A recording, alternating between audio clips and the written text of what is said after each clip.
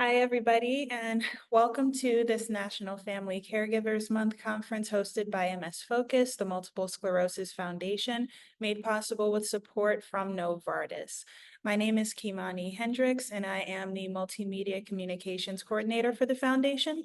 And today we will be speaking with Nichole Goble, who will be talking about the importance of caregiving and self-identifying as one.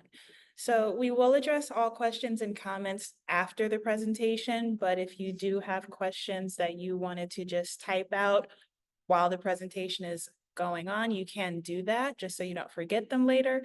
If you're on Facebook, just leave your stuff in the live stream comment section. And if you are watching with us on Zoom, there's the Q&A and the chat box. But if you want to raise your hand to speak directly to Nichole, you would have to wait to be addressed after the presentation. So with that, Nichole Goble is the current Director of Community Initiatives at Caregiver Action Network, or CAN. She has been with the organization since 2017, and as part of her role, she manages activities and programs with non-funding community partners and moderates caregiver roundtables and learning collaboratives. Nichole also presents to various community groups on a variety of topics related to caregiving, and the resources and supports are provided by CAN. Nichole brings a unique perspective to her role, being an individual with disability, and she's been on both sides of the caregiving relationship. She has a background in disability advocacy and has experience with working with youth and families. And I believe that we have had her present with us before. So Nichole, we're happy to have you back, and you can start whenever you're ready. Thank you so much. I'm going to share my slides here. Here we go. Okay, so I think you should see my slides. So I'm really excited to be here. It is November. It is National Family Caregivers Month. And I am going to be chatting a little bit about the importance of caregiver self-identification. This is really something that we here at CAN have been, talking about and thinking about for quite some time, just based on the lots of conversations that we have with caregivers. And it's something that's really foundational to kind of the theme for National Family Caregivers Month this year, which I'll talk a little bit about at the end. So let me go here. So yes, I am the Director of Community Initiatives here at Caregiver Action Network. I really appreciate that intro, Kamani. In addition to all of that, yes, I am a caregiver. I'm a long distance caregiver for my mom. My mom has lung cancer and COPD. So just like many of my colleagues here at CAN, this work is very personal to us. And so it's really great whenever we have an opportunity to chat and share with family caregivers so that you can kind of know a little bit about us as an organization, the supports and services that we have, and we can also learn from you and have opportunities for you guys to share a little bit about the resources and supports you need and have been looking for. All right, so let's just jump right into it. What does the phrase caregiver self-identification mean exactly? So self-recognition or self-identification is an important thing, because what may come as a surprise is that more than half of family caregivers don't identify as a family caregiver. And so that is really difficult when it comes to a question that we are asked quite frequently. How many caregivers are there in the US? Well, we have some numbers, but those numbers are probably going to be a little bit underreported because of the self-identification.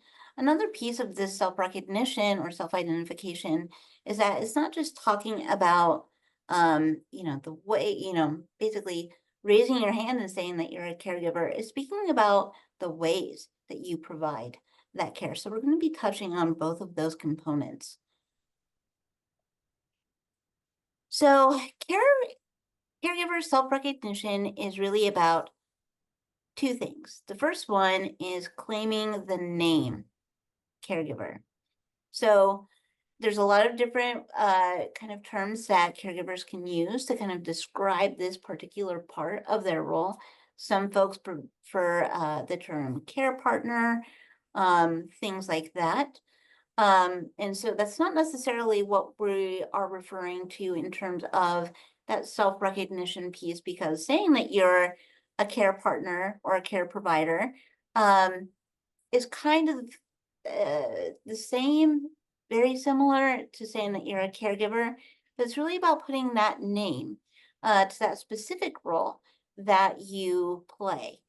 And I think that one of the issues that many caregivers encounter with that is, and we'll talk a little bit more about this in depth in a bit, is that it can feel like it's invalidating kind of the other kind of bigger relationship that we have with our loved one. And when we talk about it, I'll explain how, that doesn't necessarily need to be true. So when we talk about claiming the name, it's about kind of raising your hand and saying, I provide care. I'm a caregiver. I'm a care partner. But the other piece here is about claiming the role.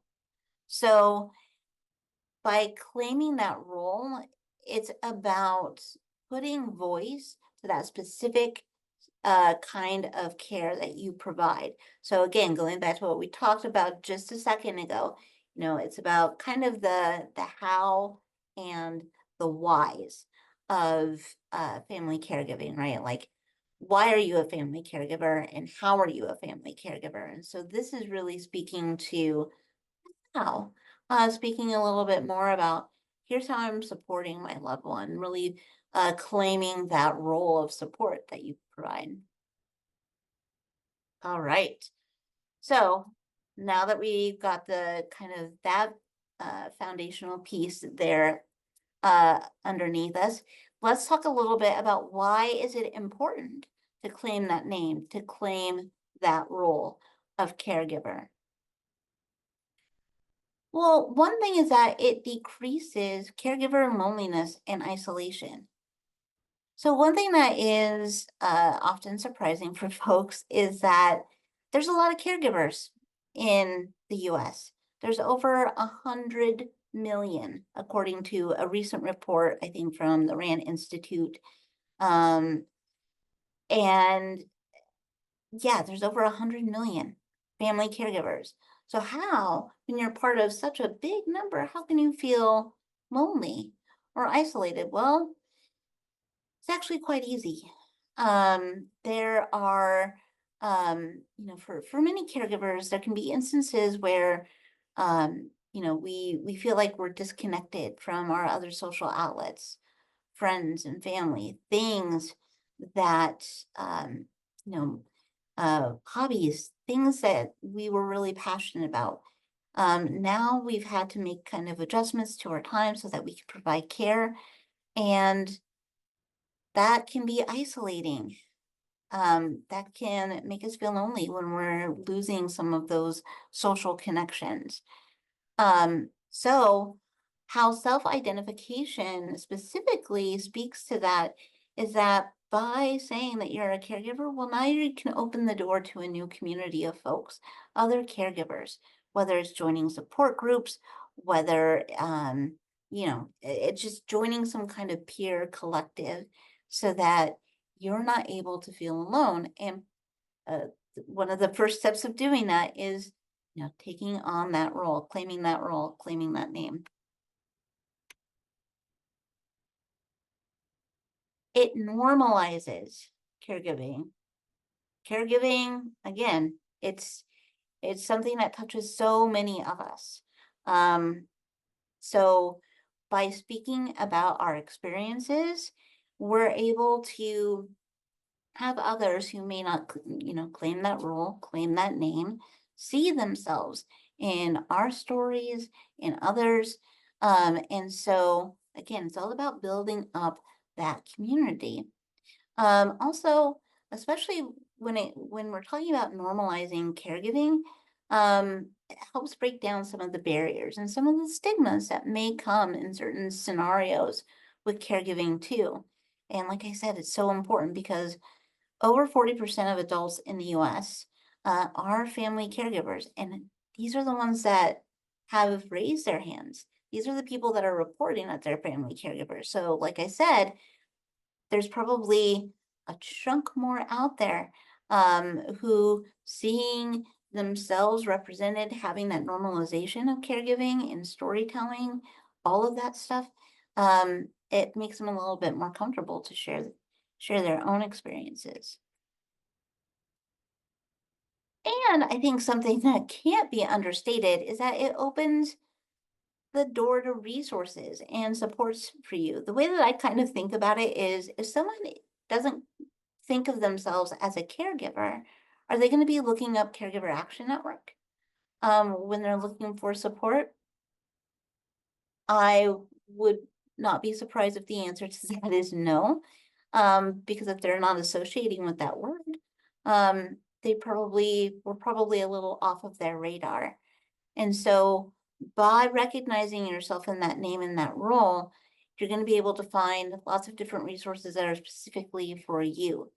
Caregiver support groups, lots of the resources that we provide and other patient advocacy groups provide as well. Now, a lot of patient advocacy groups are building lots and lots of resources that are disease and condition specific for their caregivers as well. And that's amazing. And so being able to, recognize yourself as a caregiver kind of opens the door for you to discover and be connected to those resources. Okay, so one thing I will say about the importance of identifying as a caregiver is that, does that mean that, let's say that you're caregiving for your spouse and you wake up in the morning and you're making coffee, do you go and if you're making coffee for them, do you hand them a cup of coffee and say, "Good morning, care recipient"? No, you're not always going to be in there's got to be specific times where it is truly crucial to raise your hand and say that you're a caregiver. It's not that you never fail to kind of recognize that role that you're playing, but there are specific times where it's really important to raise your hand and say, by the way, this is part of the role that I play in this person's life. So let's talk about them. Probably one that seems a little bit obvious, maybe, is your loved one's healthcare team. So this is the doctors, the specialists, technicians, nurses, all of those healthcare professionals that are kind of like connected to your loved one. It's important to kind of raise your hand, identify yourself as a caregiver, because the role that you play in your loved one's health is invaluable. Not only are you possibly going to these appointments with your loved one, and kind of being that voice, that support during those appointments, but you're also very key in making sure that care plans, so treatments, therapies, medications, the whole kind of smorgasbord outside of that, once you leave that office, is being followed and implemented. And so you're letting the healthcare team know that you are an amazing source of information and support. So when they understand, like, oh, well, this is a little bit about what you're doing to support your loved one at home, how is this going to fit now into this change that we want to make into a treatment plan, or all number of different kind of situations like that. But it also you are with your loved one more than the doctor. So you are a source of information. And so it's really about identifying yourself in that way so that those healthcare professionals know, okay, I know who I'm talking to. I kind of know what information I can get from them, and I know kind of what role they play in next steps. So very much connected to that is the healthcare professionals if you go to the ER. So the way I think kind of the simplest way to think about this is, you go to an ER, um, talking to someone, letting them know that you are this individual's uh, caregiver. So whether it's when you're checking in, when you go back with your loved one, letting them know kind of the same thing with your loved one's regular doctors, specialists, etc. It's well, who is key in making sure that when this person goes home, that if we're doing something different, if there's a care plan in place, who's going to support this person and making sure that they stick to it. So it's really about identifying yourself in that way. Now, one thing, as I think we've probably all had some experience with an ER. They're busy, they're hectic. You have, uh, healthcare providers running all around. They've got lots of patients in pretty tense situations that they're tending to. So it is great to identify yourself and ask questions, but also, being mindful that you're probably not going to get immediate responses, or you're going to be there for a while. Things like that. We want to make sure that we're not, causing any kind of disruptance in anyone's care. So one that you may not have thought of here is letting your healthcare team know that you're a caregiver.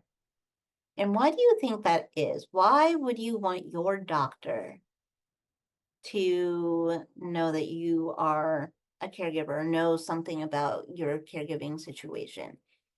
Well, example I like to use is, let's say that you transfer your loved one. Let's say that they use a wheelchair and you transfer them. And let's say that have you keep going into the doctor with lower back pain. Well, that's going to help them understand a little bit more about what's going on and what could be causing that pain. So you can get to, I think, a solution a little bit easier and quicker at that. So again, we're looking at kind of a holistic approach to care in that way. So that's why it's important to talk to your healthcare team, the doctors, the specialists. And yes, when we talk about healthcare team, we are including the mental health professionals as well, therapists. So it's really important. Caregiving stress, burnout is a big thing. And so that, again, gives them more insight into kind of what's going on in your world so they can provide better treatment. Let your supervisor and work team know you're a caregiver. So I think that one of the things that we can consider is when we think about work, being able to talk about our caregiving kind of brings some of our colleagues, our supervisor, into the fold as kind of an extended care team for us. So let's say that you have to take your loved one to an infusion appointment once a week. And so on Wednesdays, you don't get in until 11:30. Well, if you're able to talk about that with your team, and let's say that there's a big call that's happening and you need someone to cover, there's just a better level set of, okay, I understand why you're not going to be there. I can report back after. And this isn't saying that you need to share everything about your caregiving, certainly not everything about your loved one's health. but just enough so that they have that glimpse of what that day to day looks like so that they can be there to provide support when needed and have a little bit more context. Letting your supervisor and work team know can also connect you with some of the benefits that certain places may have. We're talking about paid time off, family leave, caregiver leave, flex hours, really being able to say, what's the possibility to make uh, my balancing work and caregiving a little bit easier. They may have some things that can help that you can tap into, and you're not going to know about those things if you don't say, "Oh, I happen to be a caregiver, and what do you like? Is it feasible for me to do, a couple of days remote work because I have this and this going on?" So that's why it's useful to share with supervisor and your work team. Also, your spiritual and religious leaders. So, churches, places of worship, those faith communities can be a huge place of support for folks. Most importantly, caregivers. So, if you are someone who is very much involved in a faith community, those places of worship may have support groups. They may have specialized ministries, etc., that provide resources and support for family caregivers. And so, just like with work, I think sharing a little bit about, kind of your day to day can make sure that you're being connected to that if it exists. Otherwise, it might take a while before, you know, the two things collide. Also, when for folks who are very much involved in a faith community, those members of that faith community are kind of like extended family. And those folks can be part of that extended care team, both for you and your loved one. And so I think, again, that speaks to another reason why it's really important to talk to those folks, because maybe you go in and you tell a pastor at your church, um, haven't been able to come to services because mom has been really sick. She's not getting around very well. And he may be able to say, "Oh, well, there we have another person here in the congregation that's going through something very similar. Might be worth figuring out if we can get you two connected to kind of chat about your experiences." So lots of things, lots of reasons why putting voice to that role, claiming that name can be good um in that context.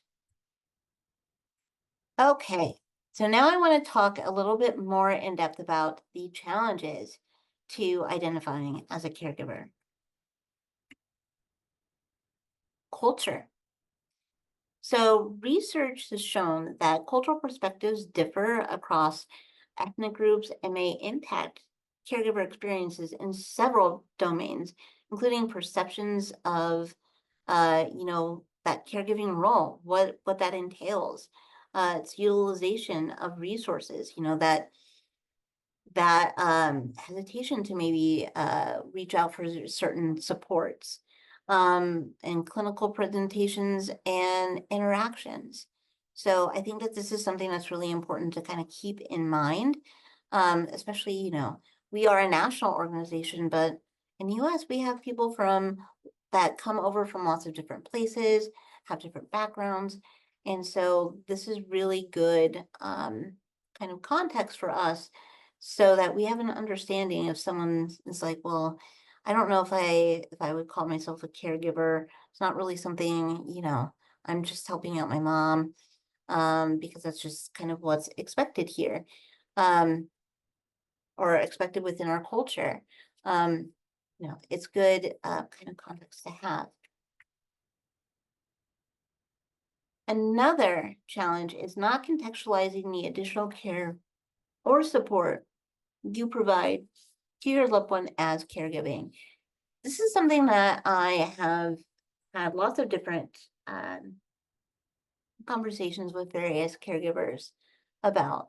They will say, well, I'm really not a caregiver. I go over and I help with laundry a couple days a week because it's hard for my parents to get up and down steps, or I take this time off of work each week to take my loved one to dialysis, whatever the scenario may be. But I'm not really a caregiver because I'm not helping out maybe with like activities of daily living or um something like that. And no, those are all things that fall within the umbrella of caregiving.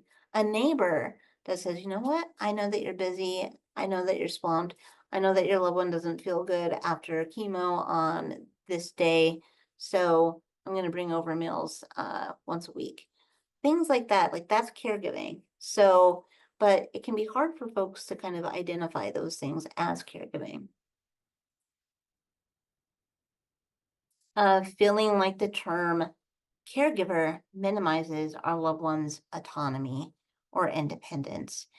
So saying that we provide that extra support, putting voice to it, can feel like we're undermining our loved one's abilities, and that's not necessarily the case at all. Everyone needs help from time to time. Whether you have a disability, whether you have any condition, that's kind of beside the point. We all need help from time to time. And so, it's not undermining or minimizing your loved one's abilities and independence or autonomy to say, yeah, I'm there for them. I provide some support.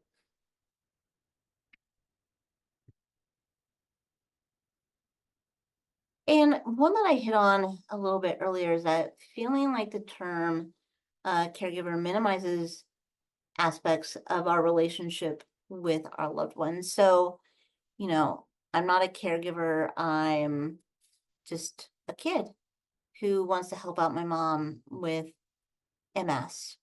I calling yourself a caregiver doesn't negate and it doesn't minimize those relationship pieces. They're still very, very, very important. And,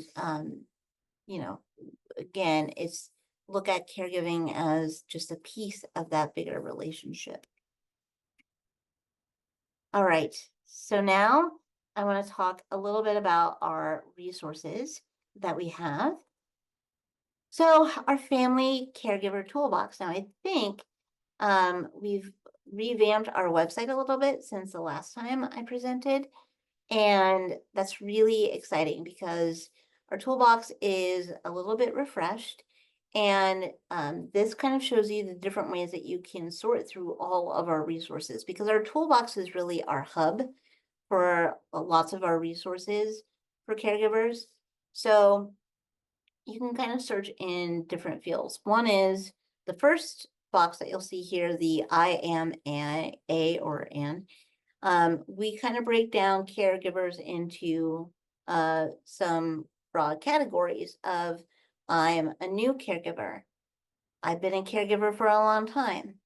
I'm a long distance caregiver. I'm balancing caregiving and work. So you can sort through our resources that way. You can sort by disease or condition. That's pretty self-explanatory. You can sort by caregiver topic. I realize that this says caregiver basics. That's one of the topics. But we have lots of others like financial and legal resources, things like that. Or you can just search by any old keyword. So the family caregiver toolbox is just a real, I think, great place to start exploring lots of our resources if you haven't already done so. Another resource I want to draw attention to is the Caregiver Help Desk. You'll see here the phone number, and it's very much what it sounds like. I don't necessarily like to call it a customer support line for family caregivers, but that does seem really apt. You can call, you can chat, you can email, um, and you'll be connected to someone one-on-one, someone that will listen and someone that can get you connected to, the supports and services that you're looking for. Because oftentimes these are local based services. So if you're looking for respite care and you are calling from Arizona, they're going to be able to say, okay, what whereabouts in Arizona, let's figure out what's available to you. Any number of things like that. So the Caregiver Help Desk is a phenomenal resource. I will stress that this is not a 24/7 line, like some other help desk numbers. It's Monday through Friday, 8 a.m. to 7 p.m. Eastern. But the great thing is that you can reach out anytime. So you can reach out after hours, you can reach out at 2 a.m. And if you call, you'll be prompted to leave a voicemail. If you're sending a chat message, it will be sent as an email. And folks are really great about getting back to you within a business day or two max. So it's a great resource.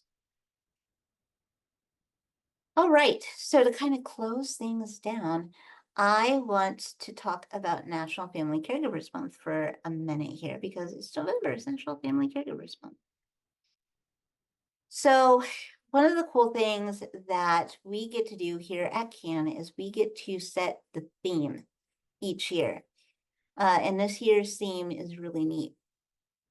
It is I Care. And this really does hone in on those aspects of self-identification that we've talked about, the hows and the whys of caregiving. So the way that we like to, the way that we're framing kind of this campaign is really in storytelling. We want to have caregivers that can see themselves in these narratives so that if they weren't someone who may be identified as a caregiver, they can say, oh yeah, that is me, that does kind of resonate. So here you'll see one of the examples. I care out of obligation. We've never had a great relationship, but since dad's Alzheimer's diagnosis, I'm all he has. He moved in with me and I provide around the clock care. So, this really speaks to, I think a couple of different things. It's shedding a light on, sometimes in that caregiving role, we may have a difficult relationship with the person that we're caring for. But we're still there. We're still caregivers. Some people are more than happy to raise their hand and provide care to a loved one. Other people feel like they didn't have a choice. We want to be able to really share all of these perspectives so that, again, folks can see themselves. I think it's really powerful. And then here's another one. This is a caregiver who's balancing work and caregiving. And so his mom has ALS, dealing with some mobility issues. And so he has found ways that he can take calls from her house so that she can continue to live at home. He can be there and provide some support. So you have very different kind of narratives there. In addition to I Care, we are partnering with One Family Foundation, which is Bradley Cooper's foundation that he founded as a result of caring for his dad with cancer. And we're going to be doing kind of parallel campaigns of Care Out Loud and I Care. So we're really excited about that. And this just explains a little bit about how we're leveraging some of our resources during NFC month. So really exciting stuff. If you want to find out more about NFC month and read President Biden's presidential proclamation for this year, You can go to the website here, caregiveraction.org/I care, and that will have all the information. I think our social media toolkit is there as well. One thing I will do is we have just a few question survey that I may toss out here for folks. This just helps us know if there's other topics and things that when we have the opportunity to come and speak with you all, we can make sure that we're bringing along things that you're requesting. So I'll put that in the chat. And then I will have our contact information up here. In particular, I want to draw attention to um, our socials, Facebook, TikTok, and Instagram, because we're sharing lots for National Family Caregivers Month, lots of our resources. So you definitely want to follow us there. There's the help desk number, our website, and the info at caregiveraction.org. I know that some people get a little bit hesitant about info email addresses because it's like, is it just, am I emailing and it's going nowhere? No, I actually do check that email account, myself and another colleague do. So you'll probably hear from me if you reach out to info. So that's how you can stay in touch if you have any other questions, but please check us out for National Family Caregivers Month.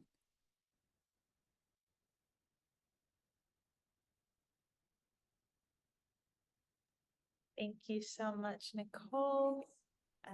I wasn't sure if you were done there, but Yeah. okay, so just to remind everybody, if you have any questions, you can put them in the Q&A or the chat boxes below in Zoom, and you also have access to the raise hand feature here as well. So you can speak directly to Nichole instead of me reading your question for you. If you're on Facebook again, under the live stream in the comment section, we would love to hear from you guys. But I did have a question of my own, or actually I had a few. You mentioned at the very beginning that you are a long distance caregiver to your Yeah. mom. Never heard of anybody caring for another person like at a distance. So that really threw me. How has that experience been? So, like all different, I mean, we talk about there being over 100 million family caregivers. Well, there's over 100 million different caregiving situations. Everyone's gonna be unique, and there's gonna be unique challenges for each. I think being a long distance caregiver, obviously it can be difficult because you want to be there with your loved one. You want to be, going to these appointments, but it's hard. I'm in DC, my mom is in Iowa. Um, and so it's just lots of phone calls. I'm really thankful that we have good, bits of family, my niece and my nephew, as well as some friends that are able to really do some hands-on care when I'm not there. It also means that when I do go home, um, there are certain things that I have to kind of be on the lookout for because, there are certain things, and we've talked about this when, especially like around the holidays, lots of people are going home visiting family that they maybe haven't seen in some time.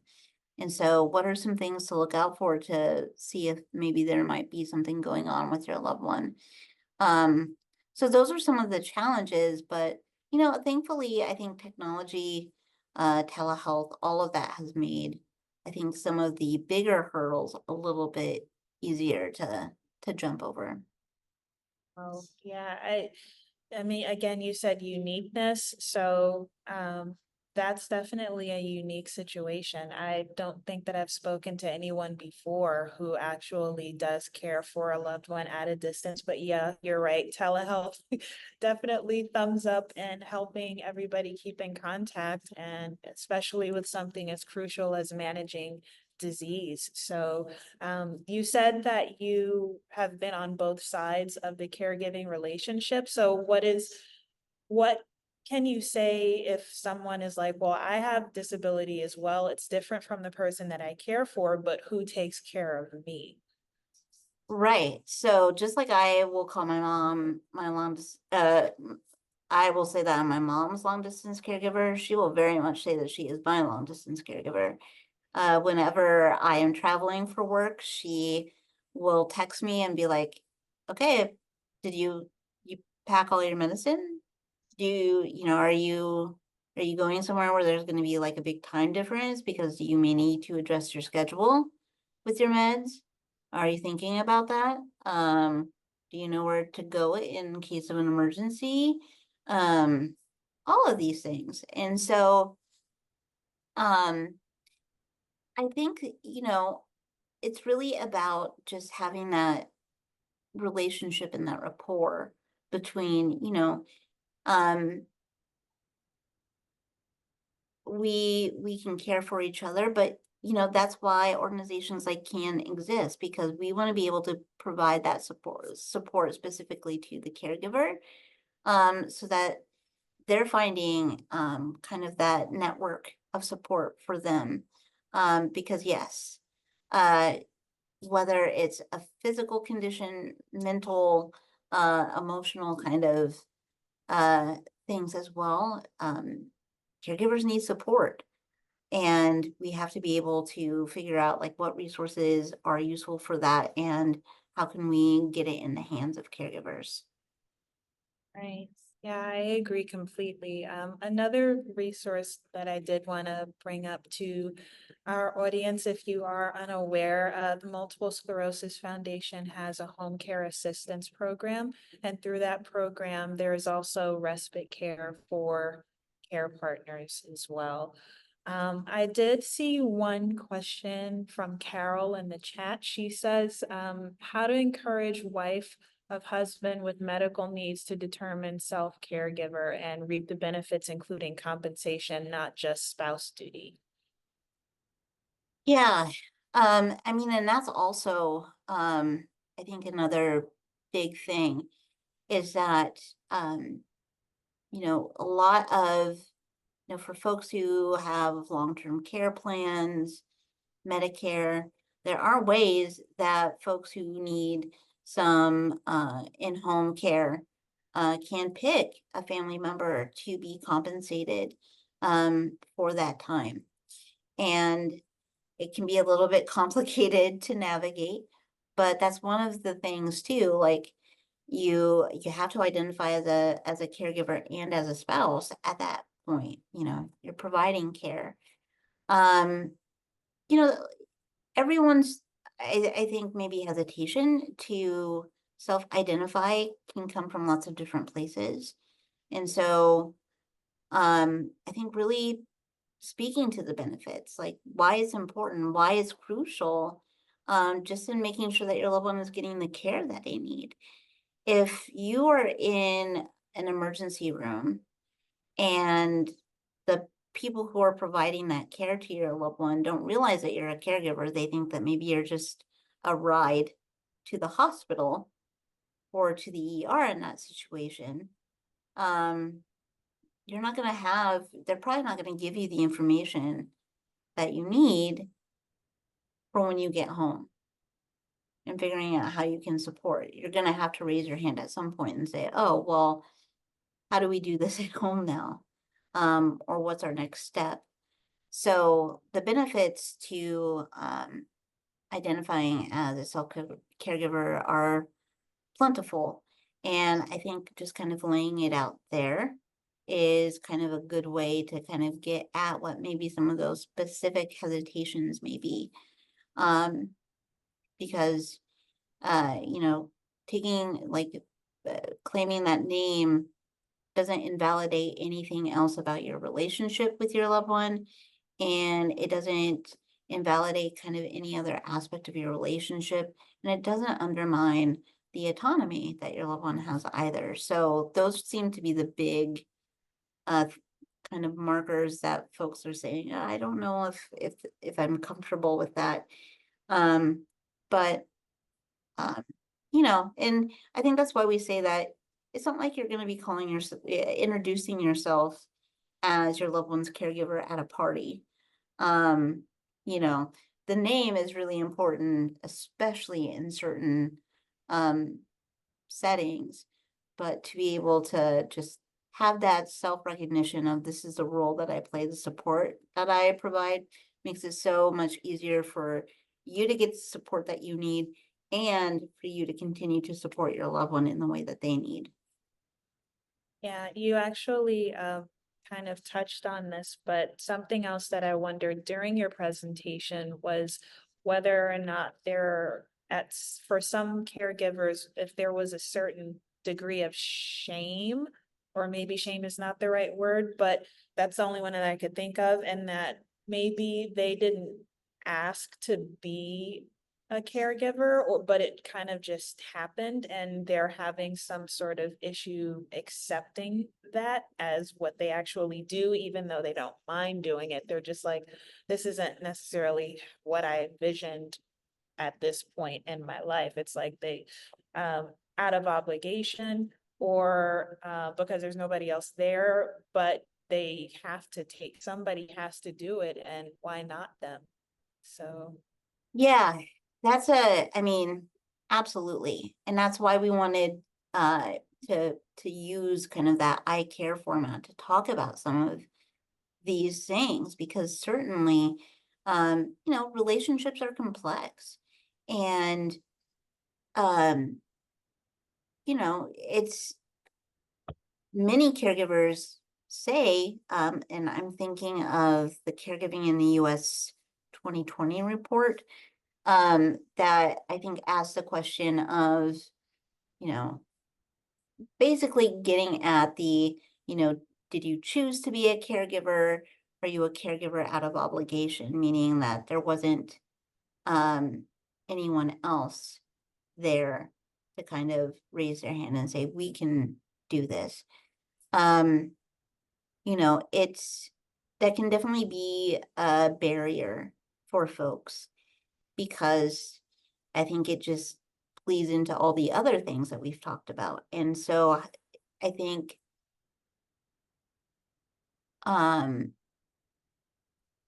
I think one angle to kind of help with that is, again, sharing stories, letting folks see themselves in some of this so that they can say, yeah, all right, so maybe it's not that bad to call myself a caregiver in this situation, because I am a caregiver and that's kind of a good thing. I'm doing a good thing for this person. Yeah, I mean, it's complicated, but I think that as more folks can start to understand, you know, what an amazing role being a caregiver is, the support that they're providing, um, hopefully it can help negate some of that additional stigma. And some of that stigma can also be disease and condition specific as well. Certainly we talk a lot about that within mental health. There's lots of stigma around mental health, and that can also impact the family caregiver. right, yeah, I always say that mental health is physical health. It's definitely underserved and I don't know, just unheeded, I think, in a lot of ways, because people don't take it seriously, but it is very much real and not something to be taken lightly. But yeah, I like what you said in the presentation about, not necessarily being tentative about taking on that title, or thinking that if I take this title on or choose to, it will change the relationship in not so positive way. But I think that having that title and actually being okay with being a caregiver would enhance the relationship, because it maybe you're getting to know that person in a way that you would not have otherwise known if you guys are both experiencing what you are. Yeah, I mean, definitely, I mean, everyone's experience will be different, but yeah, I mean, there are caregivers that I've spoken to who have said, having this relationship, having this part of our relationship coming into this caregiving role really made me appreciate all the things that this person was doing for me. And just, gave us time to really bond in a different way. And that can be really beautiful. So yeah, I agree. Like I said, there's plenty of benefits of self-identification, and I think that's something that we just really want to celebrate, especially for National Family Caregivers Month, is calling yourself a caregiver, uh, voicing your experience is a good thing, and it opens the door for other caregivers to do the same. Yeah. Let me jump into the Q&A. We have a question from Steve. He says, I'm both a veteran and a caregiver spouse, and the VA provides support services to disabled vets who need caregiving devices, but not to veterans who provide care to spouses and family members. Is CAN doing anything to address that situation? Yeah, so all of our resources are, kind of wide ranging, available to all family caregivers. We do some work with the VA as well, because certainly, that seems to be a spot where they do have a phenomenal VA caregiver program, but a lot of people don't know about it or know how to navigate that program. So we help folks kind of get their foot in the door there, if that's something that they're looking for. That way, as a caregiver, you're getting support from that program, as well as being kind of uh, a, a part of, any other veteran services that would be key. So we do work with the VA, and hopefully we'll be expanding a little bit more on that as well. But if you have any questions about, getting connected to the VA caregiver program, please feel free to reach out. I'm happy to kind of point you in the right direction. Okay, so we have a question in the chat, or I think here two. I just want to make sure I don't skip over them. Okay, so we have one that says, how can you establish healthy boundaries with yourself and with those who you are caregiving for? I think it's just honesty and consistent communication. Making sure that you are, um, you know, communicating those boundaries, um, stating them, making sure that your loved one understands what those boundaries are, um, making sure that other members of the care team may understand boundaries as well. Those are really important. So that can mean having some really difficult conversations, but I think it is uh, really important to kind of state those and have regular check-ins about that too, because things change. Caregiving doesn't look the same day to day. And so I think that uh, it's important just to keep that communication open. So, yeah, it's not always easy.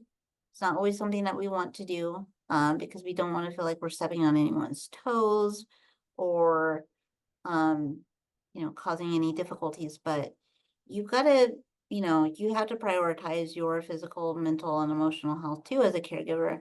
Otherwise, you're not going to be able to provide that care for your loved one. Okay, so it looks like we have someone whose hand is raised. It's actually Steve. So Steve, can you unmute?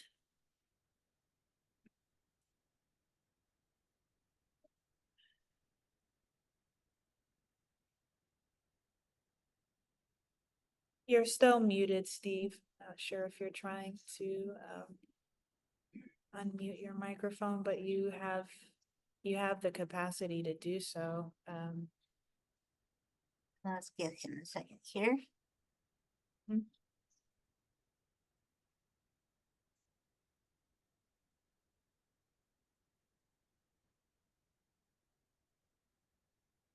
Keep trying, Steve. We want to make sure we understand. The VA program is only available to disabled veterans, not the able-bodied veterans who are caregivers. Who, Yeah, that's Right. my point. Can you hear me now? I'm sorry. oh yeah, no, I can hear you. I am a spouse caregiver to my wife who has MS, and Mhm. I am a veteran. The Right, program that the VA offers is not available to me as a caregiver. It's only available if my wife was a veteran. That's the situation I'm asking if okay. can anything about.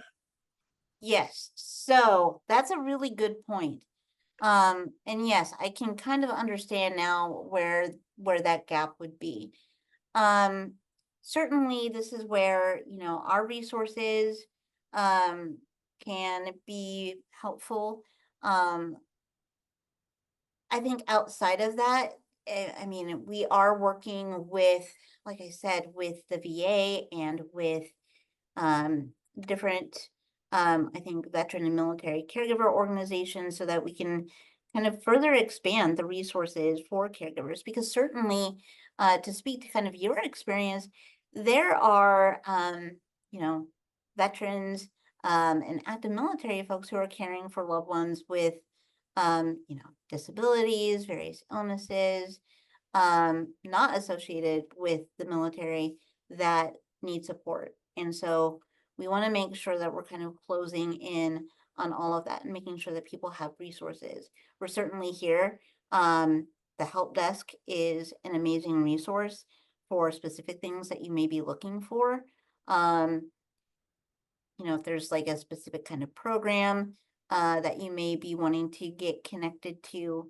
But yeah, I really appreciate you speaking to that because I can kind of understand how that would be a very difficult piece to navigate. Yeah, that's my question. My question is can having any interface with the VA over that discrepancy in availability of services? I'm a veteran and I'm not, well, although I'm also receiving treatment for my own illness, I'm caring for my wife. And the VA has a wonderful program if my wife was a veteran, but not one to support me as a veteran caring for a family member. I wondered if CAN is doing anything hands-on with the VA to make a change in that policy. Yeah, I mean, we're definitely in conversations with them. Like I said, there's the VA and there's some other military and veteran caregiver organizations that we've been able to be in meetings with.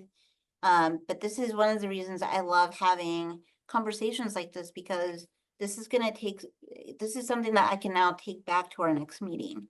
And that I can share with my contacts with the VA, my contacts with some of these other organizations to say, hey, this was something that was brought up. And I know we've maybe talked a little bit about it at meetings, but we really need to strategize or figure out something that we can begin to kind of put together as a plan.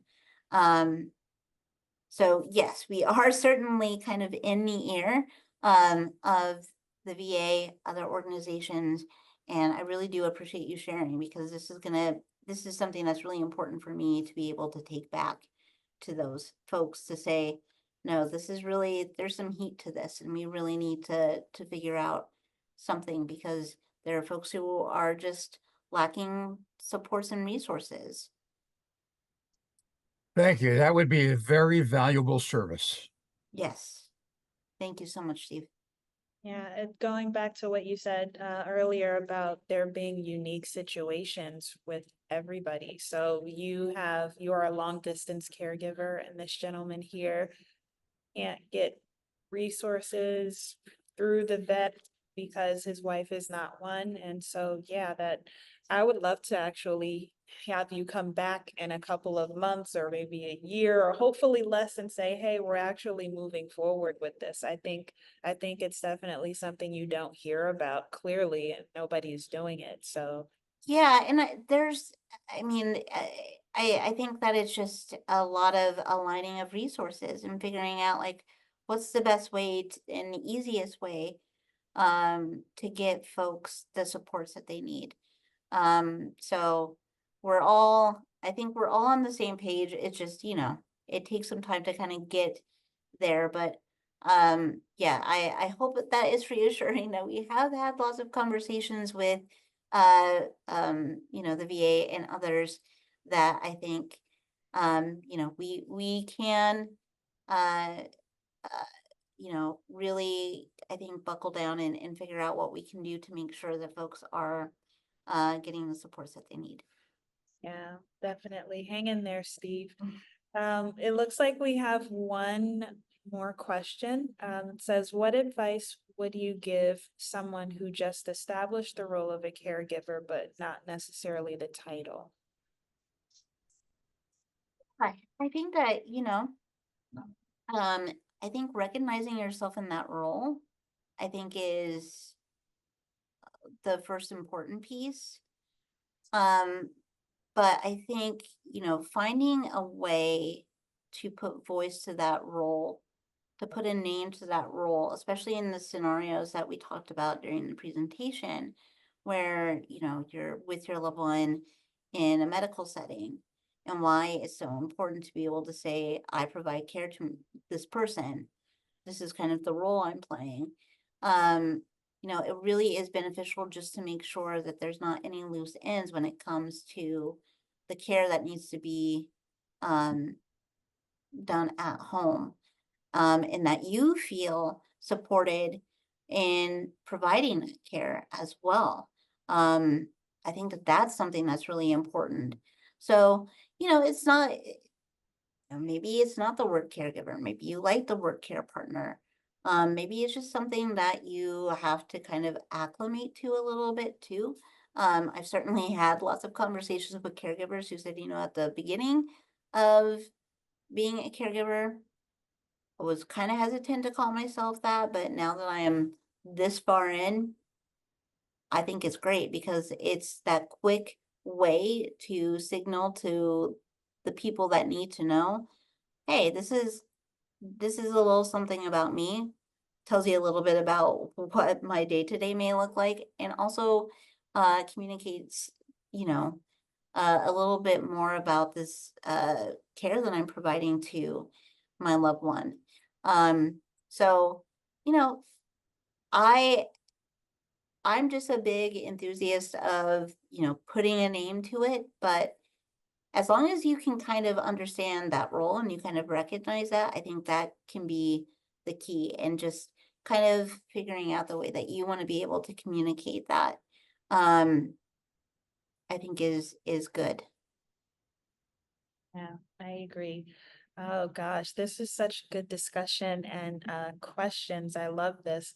Um, That looks like we are at the hour, guys. So if you did miss any part of the conference, you can go to the Multiple Sclerosis Foundation's Facebook page. And after the live stream is over, I guess, here on Zoom, you can go back to the page and then watch it from the beginning. Our next conference is this coming, I don't know what day of the week, but it's the 19th of November, and it's at 4:30 p.m. with Dr. Ben Thrower, and it's going to be his segment of Ask the MS Expert. I believe that there is a survey after you close out here on Zoom. You're just giving us feedback on, you know, topic discussion that you would like to be part of for upcoming conferences. If you guys could just tell us what you want to hear, you are the community we're serving, that would be awesome. So we thank you again to Novartis for making this event possible for for National Family Caregivers Month. And we thank you so much, Nichole, for joining us. It's been a pleasure. And we can't wait to hear more updates on what CAN is doing later.